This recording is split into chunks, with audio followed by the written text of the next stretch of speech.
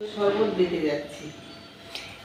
এই তো ভারী জ্বালা, আর ওকে খুব জ্বালাচ্ছে, ও দেখি ঠিক মতো কাজ করতে দিচ্ছে না।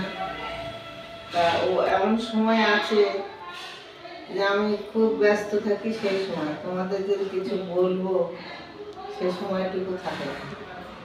বেশ দুপুরের দিকে যদি বলে তখন বুঝিয়ে কিছু কথা বলা যায়, কত রকম আমরা ছোটবেলায় কিভাবে ঠাকুর দেখতাম, আমাদের ঠাকুরতলায় কেমন উৎসব হতো, এই সেগুলো একটু শেয়ার করতাম। সেগুলো তো তোমরা কালকে তো পঞ্চমী, এই তো পঞ্চমী, তারপরে ষষ্ঠী।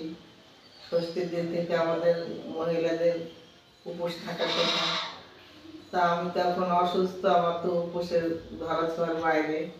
আমি এখন একটা বাচ্চার সমান। তাই এখন 9টা আছে, 9টা বেজে গেল, আমাকে ওষুধ খেতে হবে। ওই সময় আমি খুব ব্যস্ত থাকি। এটা আমার দোকানে দিতে যাচ্ছি। আমার তো ছাতু শুধু মুখে ভালো লাগে, ভিজানো ভালো লাগে না। এই মহিলা খুব বদ, খালি বিরক্ত করে, বিরক্ত করা ছাড়া কোনো কাজ নেই।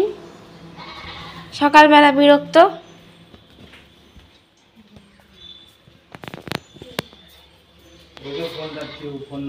পুজোর বাজার মা, ইধারাও। সো গাইজ, চলে আসলাম মন্দিরে। আর তোমরা মন্দিরের প্যান্ডেলটা দেখে নাও। অনেকদিন ধরে ভাবছি প্যান্ডেলটা দেখাবো, বাট দেখানো আর হচ্ছে না।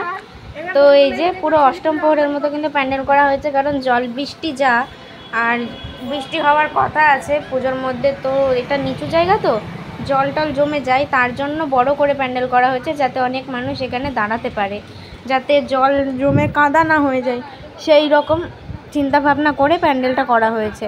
তাও প্যান্ডেলের লোক খুব একটা ভালো প্যান্ডেল করেনি, তো যেরকমই করেছে তাও মোটামুটি ঠিক আছে। তো নিচের যে প্যান্ডেলটা খোলা রয়েছে সেটাও ঠিক করে দিয়ে যাবে আজকে। ইলেকট্রিক অফিস থেকে লোক আসবে, প্যান্ডেলের লোক এসে বাকি প্যান্ডেলটুকু ঠিক করে দেবে।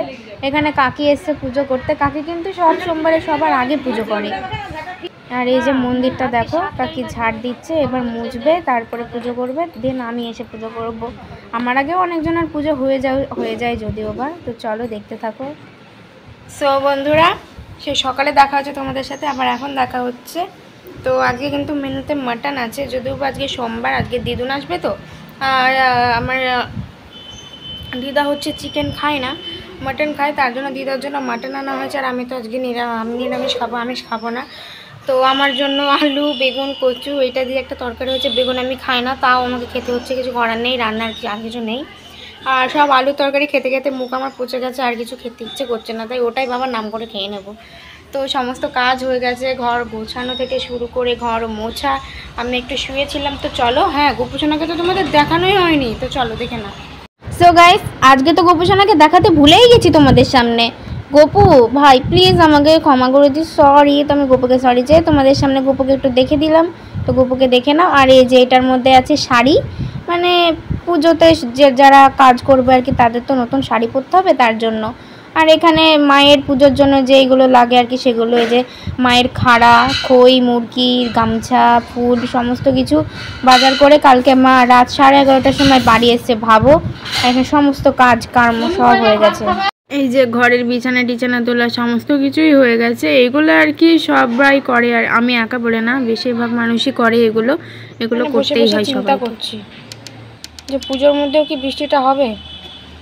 বৃষ্টিটা হলে তো পুরো প্ল্যানটাই ভেস্তে যাবে।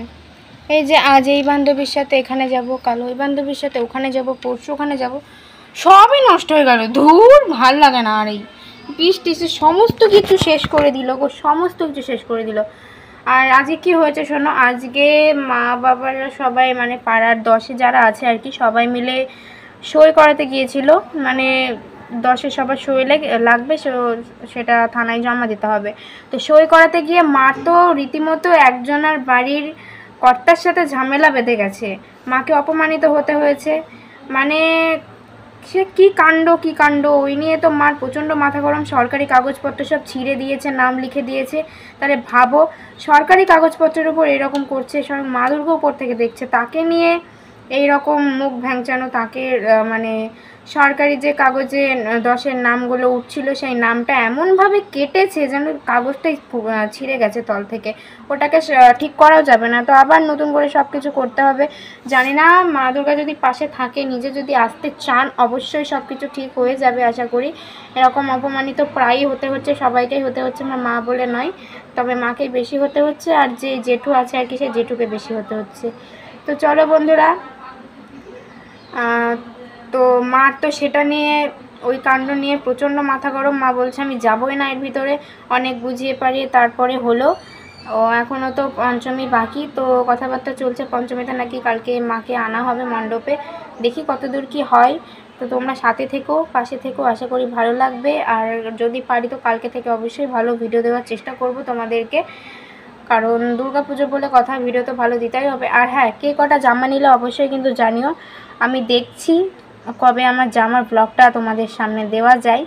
তো এইটুকুই ছিল, আর কি বলবো তোমাদের, বলার মতো কিছু নেই। ফার্স্ট পুজো একটু ঝামেলা ঝগড়াঝাটি তো হবেই, এই নিয়ে আমার মাথা যন্ত্রণা উঠে না যায়। যদি মাথা যন্ত্রণা উঠে, মাইগ্রেন আর সামলাতেই পারবে না, কি যে হবে ভগবান জানে। তো বন্ধুরা, আজকের ভিডিওটা খুবই শর্ট ছিল, কিভাবে যে করে ফেললাম বুঝতেই পারলাম না। আজকে এটা কি আদৌ ব্লগ হয়েছে আমি নিজেও ভাবতে পারছি না আমি কোন দিক দিয়ে এটাকে ব্লগ করছি। তো বন্ধুরা, বেশি না বকে চলো আজকে ভিডিওটা এখানেই শেষ করছি। Bye bye.